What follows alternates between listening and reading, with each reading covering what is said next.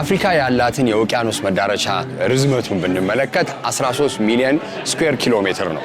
ይሄም ማለት እንግዲህ በርካታ የሆኑ የዓለም አቀፍ ንግዶችን እንቅስቃሴዎች የምታደርገው እነዚህን ፖርቶች ወይም የባህር መዳረሻዎችን ይዛ ነው። ታዲያ አፍሪካ ያላትስ ማሪታይም ኮኔክቲቪቲ ወይንም የባህር ግንኙነት ከተለያዩ አህጉራት ጋር ምን ይመስላል? ምን ያህልስ ደግሞ ስፔሻላይዝድ ያደረጉ ፕሮፌሽናሎችን ወይ ባለሙያዎችን፣ ኢንጂነሮችን፣ ኤክስፐርቶችን ለዚህ ዘርፍ ታበረክታለች? ይሄና ሌሎችን ነገሮች አፍሪካ ማሪታይም ኮንፈረንስ ላይ ተነስተው በምን መልኩ የአፍሪካን ኮንትሪቢዩሽን ተደራሽነትን ደግሞ በአጠቃላይ ያለውን የማሪታይም ምጣኔ ሀብት እንዴት ማሳደግ ይቻላል ተብሎ ለ3 ቀን ውይይት ተደርጓል። በዛሬው ሃሽታግ ሽቀላ የምናየው እንግዲህ የአፍሪካ የማሪታይም አቅሟ ፖቴንሻሏን ወደ ፕሩፍ ኦፍ ኮንሰፕት ወይንም አፍሪካ የበለጠ አድጋ ከነዚህ የማሪታይም ኮኔክቲቪቲ ወይም ተደራሽነት የበለጠ ምጣኔ ሀብቷን አሳድጋ የወጪ ንግድ ምርቶቿን ወደ ተለያዩ የዓለም ሀገራት እንዴት ማድረስ ትችላለች የሚለውን ነው የምናየው። ከ80 በመቶ በላይ የሚሆነው የዓለም አቀፍ ንግድ እንቅስቃሴዎች የሚደረጉት በባህር ላይ ነው። እንግዲህ ኢትዮጵያ ላንድ ሎክድ የምትባል ወይንም የራሷ የባህር በር የሌላት ሀገር ስለሆነች ከተለያዩ የአጎራባች ሀገራት ጋር በሚደረግ ስምምነት ነው ያላትን የወጪ ንግድ ምርቶች ወደ ተለያዩ የዓለም ሀገራት ላይ የምታደርሰው። ይሄ ደግሞ እንግዲህ ከአክሰስ ቱ ማርኬት ወይም ግሎባል ማርኬት የሚባለው ወይንም ደግሞ ለዓለም አቀፍ ገበያዎች ምርቶቻቸውን ለማቅረብ ላንድ ሎክድ ሀገራት ወይንም የባህር በር የሌላቸው ሀገራት ትንሽ እንዲከብዳቸው ያደርጋል። ይሄም ከዚህ ጋር ደግሞ ጎን ለጎን በመያያዝ የምጣኔ ሀብት እድገትን ደግሞ ስንመለከት አብዛኛውን ጊዜ አንድ ሀገር ጠንካራ ኢኮኖሚ አላት የሚባለው ምን ሲሆን ነው? ይሄ ምንድነው? የወጪ ንግድ ምርቶቿ ወይንም የወጪ ንግድ መጠኗ ከገቢ ንግድ መጠኗ ከበለጠ ነው። ይሄም ማለት እንግዲህ አንድ ሀገር ኤክስፖርት የምታደርገው ቮሊዩም በዶላር ሲተመን እና ኢምፖርት የምታደርገው ደግሞ ቮሊዩም በዶላር ሲተመን ተነጻጽሮ ፖዚቲቭ ወይንም አዎንታዊ የሆነ መጠን ካሳየ ጠንካራ ኢኮኖሚ አላት ማለት ነው። ለዚህም ነው እንግዲህ ቀጥተኛ የሆነ የዓለም አቀፍ ግብይት ጥሩና ጠንካራ ሲሆን ከምጣኔ ሀብት ጋር ግንኙነት ያለው። ሌላው ደግሞ ከተለያዩ ነገሮች ስንመለከት አሁን ኢንፍራስትራክቸርን ልናይ እንችላለን። ሌላም ደግሞ ቀጥታ ማሪታይምን በተመለከተ ወይንም የባህር በር ግብይቶችን ብንመለከት አንዳንድ የመሰረተ ልማት ላይኖር ስለሚችል ከባድ ሊያደርገው ይችላል።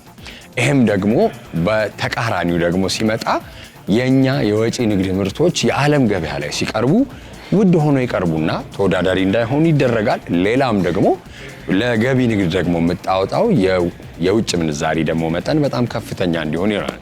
ታዲያ ይህንን ነገር እንዴት ነው እንደ ኢትዮጵያ ያሉ የባህር በር የሌላቸው ሀገራት የሚያጣጥሙት ስንመለከት ኢትዮጵያን እንግዲህ ማየት እንደምንችለው በጅቡቲ፣ በሶማሊያ፣ በኤርትራ በኩል ያለንን የወደብ ስምምነቶች በማድረግ አንዳንድ ሀገራት ጋር ጥሩ ግንኙነት ይዞ ሲቀጥል ያንን ፖርት መጠቀም ወይም ወደብ መጠቀም እንችላለን። ይሄ ደግሞ የራሱ የሆኑ ችግሮችን ይዞ ይመጣል። ምንድነው ብንል አንድ ሀገር ላይ እንደው በግለሰብ እንኳን ብናስብ ሁለቱም የሚጠቃቀሙ ሰዎች ቢጋጩ አንድ ሰው የበለጠ ሊጎዳ ይችላል። ምክንያቱም ያ የሚደርሰው ጥቅም ወይም የሚሰጠው ጥቅም የበለጠ ስለሆነ አሁን እኛም እንግዲህ ብንመለከት ከጅቡቲም ጋር ያለውን ከአሰብም ጋር ያለውን እነዚህ ነገሮችን ስናይ ወደቡን ለመጠቀም ጂኦፖለቲክስ የምንለው ወይንም አንድ ሀገር ከሌላ ሀገር ጋር ያላቸው ግንኙነት በጣም ስሙዝ መሆን አለበት። ይሄ የራሱ ክፍተት የሚፈጠረው ግጭቶች በሚኖሩ አለመግባባት በሚኖርበት ወቅት አንዳንዴ እንደ ኢትዮጵያ ያሉ የራሳቸው ባህር በር የሌላቸው ሀገራት ቫልነራብል እንዲሆኑ ወይንም ተጋላጭ ለችግሮች ተጋላጭ እንዲሆኑ ይሆናሉ ማለት ነው። ይሄ ታዲያ በምን መልኩ ነው? ያው ስሙዝ የሆነ ሪሌሽንሺፕ ወይንም ግንኙነትን በመጠበቅ አንደኛው፣ ሌላ ደግሞ የተለያዩ አይነት መንገዶችን ወይ አማራጭ መንገዶችን መቀጠል ነው። ሆኖም ግን በተለይ ስናይ በዋጋ ተመንም ብናይ የባህር ላይ ያሉ ዓለም አቀፍ ንግዶች ቺፕ የምንላቸው ወይንም በአውሮፕላን ከመላክ ወይንም እንደው በየብስ ይከብዳል አይደል? እዛው አፍሪካ ውስጥ ካልሆነ ግን በአውሮፕላን መሄድ አለብን ደግሞ ካልን ለአውሮፕላን የሚወጣው ወጪ ለነዳጅ እነዚህ የካርጎ እንኳን አንድ ግለሰብ እንኳን በመርከብ አስጭኖና በካርጎ አስጭኖ ሲመጣ በጣም ትልቅ ልዩነት ነው ያለው አይደለ? እንደ ኢትዮጵያ ደግሞ ያሉ ኢመርጂንግ ማርኬቶች ላይ ያለች ደግሞ ምጣኔ ሀብቷን ለማሳደግ እየሰራ ያለች ሀገር በአውሮፕላን ሁሌ መላክ ላትችል ትችላለች። ያው ይሄ ከአንዳንድ በጣም ልዩ የሆኑ ኤክሰፕሽናል የሆኑ ምርቶች በስተቀር አበባ ማንሳት እንችላለን፣ አንዳንድ ጫትን ማንሳት እንችላለን። እነዚህ ኤክሰፕሽናል በሆኑ መንገዶች በካርጎ ሊሄዱ ስለሚችሉ ማለት ነው። ሆኖም ግን በአጠቃላይ ስንመለከት ኢትዮጵያ እያደገች እንዳለ ሀገራት ሁኔም ማሪታይም ኮኔክቲቪቲ የምንለውን ወይንም በባህር በር ብቻ ሳይሆን ያለውን የባህር ትስስርን ከተለያዩ አይነት ሀገራት ጋር ከተለያዩ አህጉር ውስጥ ያሉም ሀገራት ላይ ትስስሯን በጣም ማጠናከር ይኖርበታል። ይሄም ደግሞ ዋናው መሰረት የሚያደርገው አክሰስ ቱ ሲፖርት የምንለው ወይንም ለባህር በር ያለንን ተደራሽነት ወይም ክፍት የሆነ ነገር ካሉን አጎራባች ሀገራት ጋር ስሙዝ በሆነ ነገር ደግሞ ከዛም በላይ ደግሞ በምን መልኩ መብታችንንም ጠይቀን ግዴታችንን መወጣት አለብን የሚለውን ነገር መታሰብና መሰራት የሚኖርበት ሂደት ነው። A country developing its maritime economy has strong ties with economic growth and development. Today I have here Franz Joubert, CEO of YCF Mining. Now, first, welcome to Addis. Is it your first time? Well, I've been here for about 2 years now. In 2 years now? Yeah. You're based in Addis? Yes, absolutely. Oh, nice. How are you liking the city? Well, Addis is great. Enjoying it. Yes. I'm glad. So we met at the African Maritime Conference 2025. And there are a lot of questions, conversations going on, but I want to ask you and just start off my conversation with why is maritime economy or why is the maritime sector growth crucial to any countries, especially a country, an emerging market like Ethiopia's economic growth and development? Yes. So, if you look at the economic principles behind creating what we've created over the past decade, when the program started, there were very specific pillars put together. And that's why we have government support to this day. The first pillar was that we wanted to get value from human capital. We've got excellent people being trained in universities, studying. We've got excellent engineers coming from at universities. So that was principle one.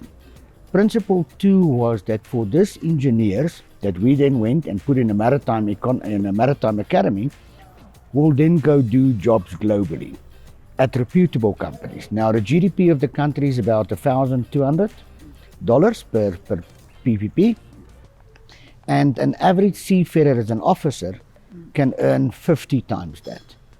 So this means that when you have a seafarer at sea, the economic value that comes back through remittances is significant. So it created jobs, it lifted people from poverty, it aided the economy of the country because of these young men and now soon women sailing the world and bringing economic value back to the country. So it's fundamental in terms of the economic value that it creates. ዶክተር መንገሻ ለዚህ ቆይታ ፈቃደኛ ስለሆኑኝ በጣም እያመሰገንኩኝ ራስዎን እስቲ ያስተዋውቁልኝ ለተመልካቾች። መንገሻ የነ እባላለሁ የባህር ዳር ዩኒቨርሲቲ ፕሬዝዳንት። እሺ፣ በዩኒቨርሲቲ ውስጥ ስር እንግዲህ ኢትዮጵያ ሜሪታይም ትሬኒንግ ኢንስቲትዩት አንደኛው ትልቅ መግቢያችንም ላይ እንደተነሳ 500 አሁን ደግሞ ስኬል አፕ አድርጎ እስከ 1000 ባለሙያዎችን እያበቃ ነው። እስቲ በምን ዘርፍ ነው እስቲ ኮርሶቹ የሚሰጡት? ሂደቱስ ምን ይመስላል? እንግዲህ ባህር ዳር ዩኒቨርሲቲ ካሉት ትልልቅ ኮሌጆች ተቋማትና ትምህርት ቤቶች መካከል እና አካዳሚ በተለይ በልህቀት ማዕከልነት አቋቁሞ ከኢትዮጵያ ማሪታይም ኢንስቲትዩት ጋር እየሰራው ያለው የባህር ዳር ማሪታይም አካዳሚ ነው። ቤዚካሊ እንግዲህ በዋናነት ይሄ ዘርፍ በአንድ በኩል እንደ ሴንተር ኦፍ ኤክሰለንስ እንደ ልህቀት ማዕከል ነው፣ በሌላ በኩል ደግሞ እንደ ሾርት ተርም ፕሮግራም ነው።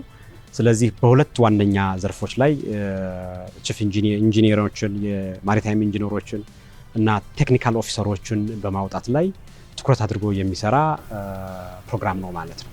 So, Ethiopia being a landlocked country, what can it do or how can it position itself to be, better at an advantage to be more, involved in the maritime economy?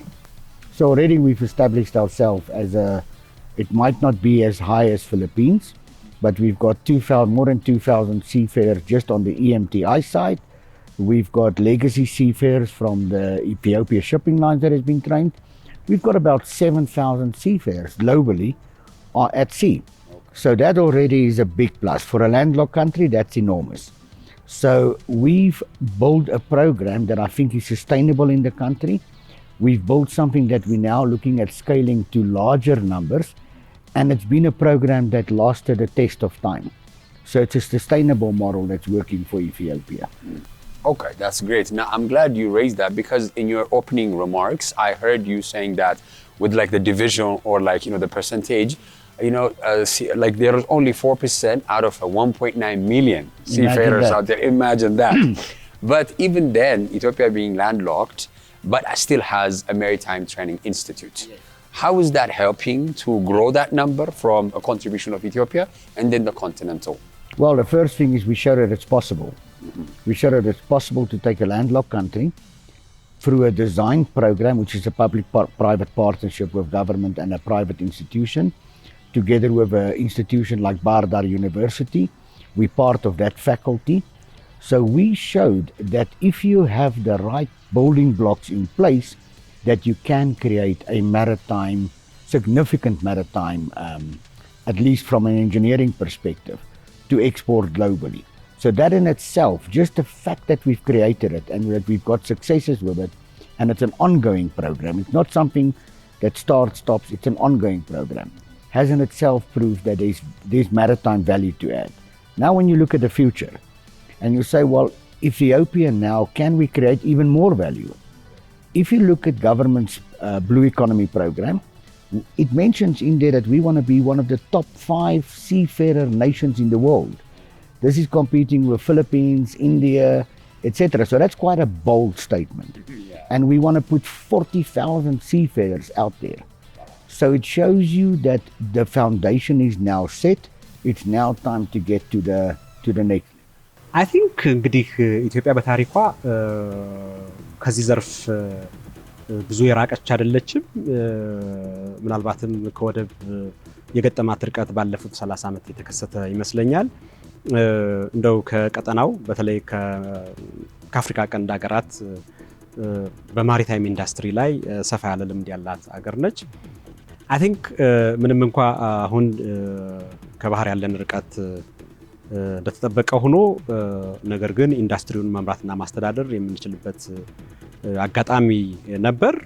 ስለዚህ እንደ ሀገር የዛሬ 10 ዓመት አካባቢ በዚህ ዘርፍ ላይ የላቀ አስተዋጽኦ ያላቸው ልምድ ካላቸው ተቋማት ጋር በመተባበር ባህር ዳር ዩኒቨርሲቲ አሁን የኢትዮጵያ ማሪታይም ኢንስቲትዩት ከምንለው ጋር በመተባበር I think በሜካኒካል እና በኤሌክትሪካል ኢንጂነሪንግ ከኢትዮጵያ ዩኒቨርሲቲ የተመረቁ ምሩቃንን በመያዝ በተለይ የተሻለ ውጤት ያላቸውን ወደ ትሬኒንግ ተቋማችን በማምጣት ሰፊ እንቅስቃሴ እያደረግን እንገኛለን። ስለዚህ እነዚህ ምሩቃን ደግሞ በዓለም ገበያ ላይ ቅድም ባያችሁት ልክ ፍጹም ተወዳዳሪ በመሆን እስከ ቺፍ ኢንጂነርነት፣ የዘርፉ ፍሊት ዳይሬክተርነት፣ አንዳንዶቹ የማሪታይም ኢንዱስትሪ አማካሪነት ደረጃ ላይ በመድረስ በግላቸው ትልልቅ የሚባል ስኬትን አረጋግጠዋል ማለት ነው።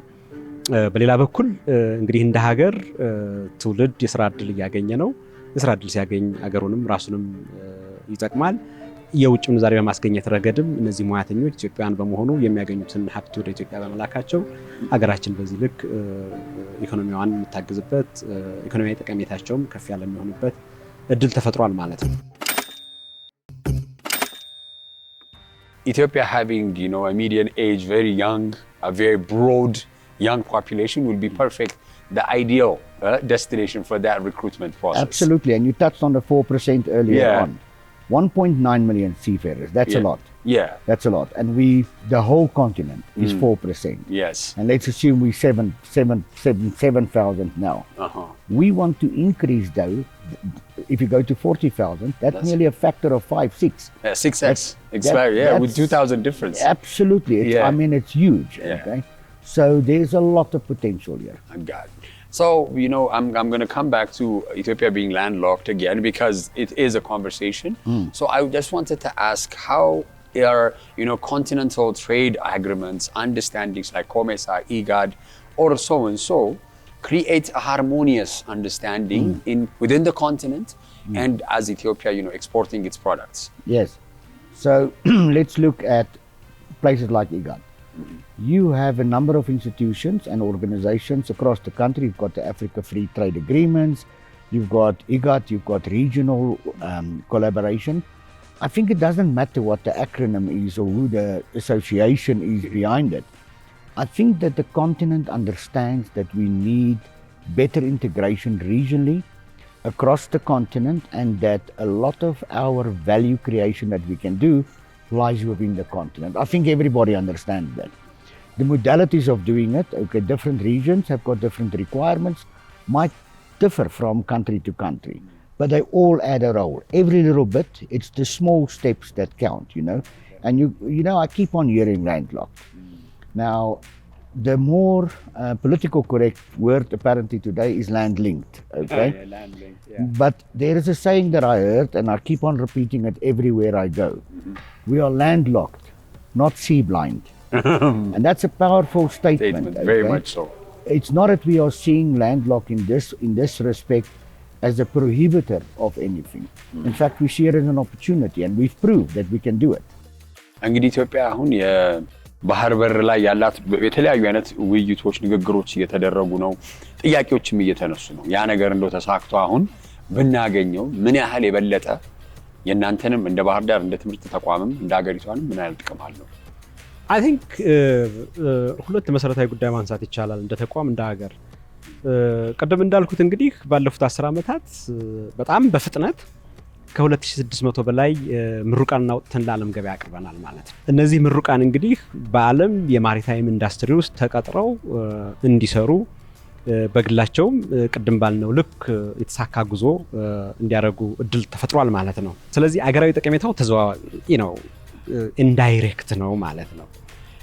ነገር ግን የሀገራችን የማሪታይም ኢንዱስትሪ ቢዘምንና ቢያድግ ከውሃ ያለንም ቅርበት የሚስተካከል ከሆነ እነዚህ የምናፈራቸው ምሩቃን ሌላ ቦታ መሄድ ሳያስፈልጋቸው አይ ቲንክ የሀገራቸውን የማሪታይም ኢንዱስትሪ በማዘመን በማሳደግ በተዘዋዋሪ ደግሞ በሀገሪቱ ኢኮኖሚ ላይ እንደምታውቀው የዓለማት ንግድ የሚመራው የሚተላለፈው በባህር በመሆኑ ትልቅ አስተዋጽኦ ማድረግ ይቻላል። በስልጠና በኩል ደግሞ ካየኸው አይ ቲንክ የማሪታይም ኢንዱስትሪያችን በላቀ ደረጃ እየሄደ ባለመሆኑ እነዚህን ምሩቃኖቻችንን ደግሞ ለማግኘት አንችልም።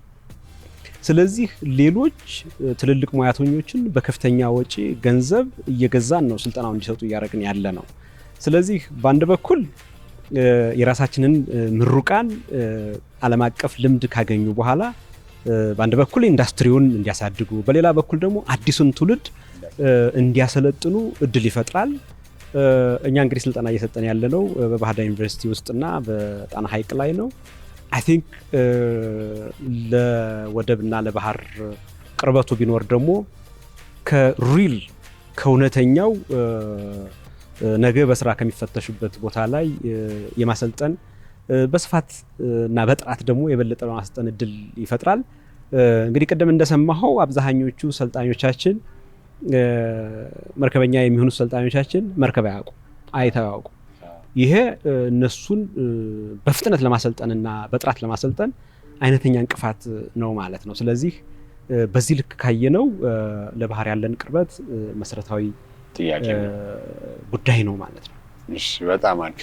እንደው የተማሪዎችን ወይም እንደው ከዛ ኢንስቲትዩት የሚወጡትን ኤክስፒሪየንሳቸው መተው ሲመለሱ ያለው ነገር ቅድም ቲዮሪ ብቻ ነው ወይንም ፕራክቲካል አነስ ያለች ነገር ነች። ኤክስፐርቲዙ ከውጭ ሀገር ምን ያህል እውቀት ቀስመው ተቀይረው ኤክስፒሪየንስ አዳብረው ይመጣሉ? ከእናንተስ ጋር ግንኙነት ይቀጥላል?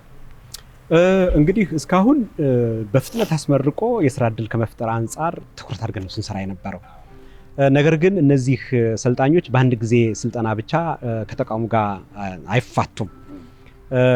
ከ2 ዓመት የስራ ጊዜ በኋላ ለተጨማሪ ስልጠና ደግሞ ወደ ባህር ዳር ዩኒቨርሲቲ ይመለሳሉ። ስለዚህ የኢትዮጵያ ማሪታይም ኢንስቲትዩት እና ባህር ዳር ዩኒቨርሲቲን ደግሞ የማግኘት እድል ይኖራቸዋል። ወደፊት እንግዲህ ልናደርግ ያሰብነው የዩኒቨርሲቲያችን ምሩቃን አልሙናይ ጽሕፈት ቤት እያደራጀን ነው።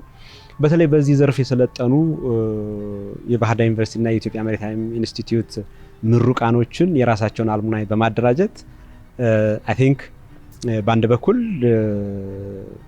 ራሳቸው እየመጡ የማስተማር ስራ እንዲሰሩ፣ በሌላ በኩል ደግሞ ዩኒቨርሲቲውንም በዓለም አቀፍ ደረጃ የማስተዋወቅ እድል እንዲፈጠር፣ በሂደት ደግሞ ዩኒቨርሲቲው አይ ቲንክ አሁን ወደ ራስ ገዝነት ጉዞ ጀምሯል። ከዚህ ዘርፍ ላይ ተጨማሪ ገንዘብ ማመንጨት እንዲችል እነሱ ጋር መነጋገርና መወያየት የግድ ያስፈልጋል። አይ ቲንክ ከ2018 ጀምሮ በተለይ ይሄ ዘርፍ ለወንድሞቻችን ስራ ከመፍጠር ባለፈ ረቨኑ እንዲኖረው ሀብት መፍጠር እንዲችል እየሰራን ነው። ከትምህርት ሚኒስቴር ጋርም በዚህ ጉዳይ ላይ ውይይት አድርገን በዚህ ልክ እንድንሄድ እድል የተፈጠረ Final question, because from Switzerland, I would want to ask, what are the best practices, or what are the lessons learned from, as you said, I don't want to say landlocked, we're not sea blind. Yes. But what lessons can be learned, or what can Ethiopia use as a blueprint to enhance its position? Well, I think in fact many countries can learn from us. Yeah. That would sound strange, okay? But think about this. We push right now, I think we are the top engineering producing cadetship maritime academy nearly globally. So a lot of countries can actually learn from us in this respect. Of course, we can learn from other countries. There's maritime countries that have been going on for decades. The Philippines is known as a seagoing nation. Our vision is that we will tell our young children at school, become a seafarer, okay? But what we can learn from others is most probably more to do with bilateral agreements, getting all bilateral agreements in place. But Ethiopia is in a very good place. We, in fact, one of the leaders. Thank you so much for your time. Thank you very much. Thank you. Thank you. የመጨረሻ ጥያቄ ላርግና ያው ቴክኖሎጂ የጊዜው ቴክኖሎጂ ነው ዲጂታላይዜሽን ነው ይባላል አይደለ እንዴት ነው እናንተስ እኛም ደግሞ እንደ ሀገር በምን ያህል መልኩ ነው ቴክኖሎጂን ተጠቅመን የማሪታይም ትስስራችንን ማሳደግ የምንችለው በዛ መልኩ ደግሞ የትሬኒንግ ኢንስቲትዩትስ ሮል ወይንም ሚና ምን ይሆናል እንግዲህ አሁን ከዲጂታላይዜሽን አሁን ደግሞ በፍጥነት እየመጣ ያለው ከኤአይ ውጭ መኖር አይቻልም አያው ሌላ በኩል እሱ ጋር መኖርም በጣም ከባድ ተግባር ነው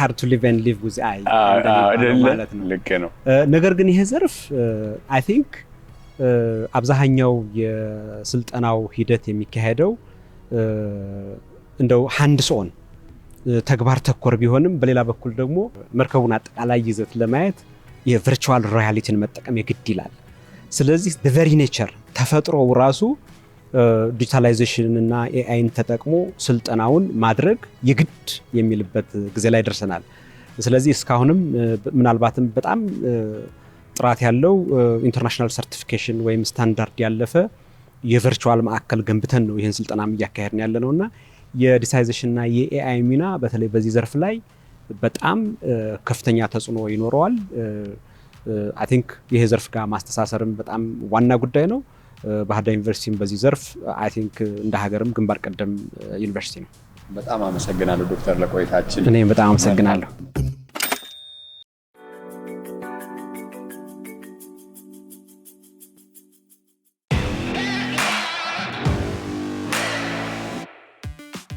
በዛሬው ድክድክ በሀገራችን ውስጥ ካሉ አዲስ ወጣት ስራ ፈጣሪዎች መካከል የተለያዩ አይነት የሰርግ ዲኮሮችን ማስዋቦችን እንደዚህ አይነት ደግሞ ቦታዎችን እንደው ባዶ ሆነው ተገኝተው የተለያዩ አይነት ዲዛይኖችን በመጠቀም ለሙሽሮች ለተለያዩ አይነት ሁነቶች በተዋበ ሁኔታ የኢንቴሪየር ዲዛይንም ዲኮርም የምትሰራ አንድ ወጣት አለች ከሷ ጋር ቆይታ ይኖረኛል ሰላም ሲሳይ ሰላም እንዴት ነሽ ማለናለን አለው ዛሬ በቀዳሚ ቀን ነው ሽርብትን ያለ ሰርግ ደግሰሻል አዎ በደም እስቲ ራስሽ መጀመሪያ አስተዋውቂ እሺ ሲሳይ ይባላል አሁን 3 አመት አድርጌያለሁ በዚህ ስራ ላይ ከገባሁኝ ከዚህ በፊት ሌላ ስራ ላይ ነበር ምንድን ነበር የምትሰሪው ከዚህ በፊት ፋሽን ላይ ነበርኩኝ ዲዛይነር ነበርሽ ወይስ ኖ የፋሽን እቃዎችን አመጣለሁኝ እሸጣለሁኝ እዚህም ሱቆች ነበሩኝ ሰጥተኛል በቃ ስለዚህ ነጋዴ ነበርኩኝ አማሪፍ እሺ ከነጋዴነት እንግዲህ አሁን የተገናኘ ነው የተለያዩ አይነት የሰርግ አዳራሾችን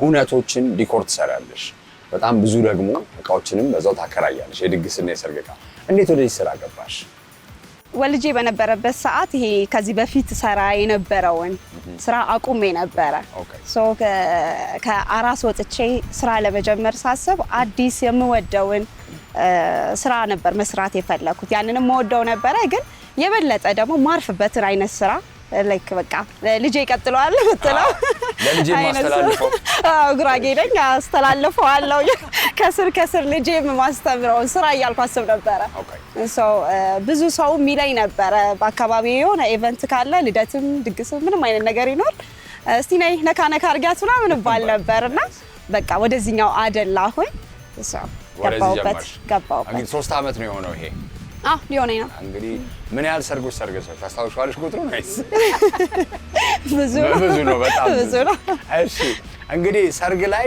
አብሶ ሙሽሮች በጣም ዲቫ ይሆናሉ ይባላል እንዴት ነው ችግር ያጋጠመሽ ችግሮች አሉ እስቲ ስትሰሪ እግዚአብሔር ይመስገን ያን ያህል የምለው ነገር የለም።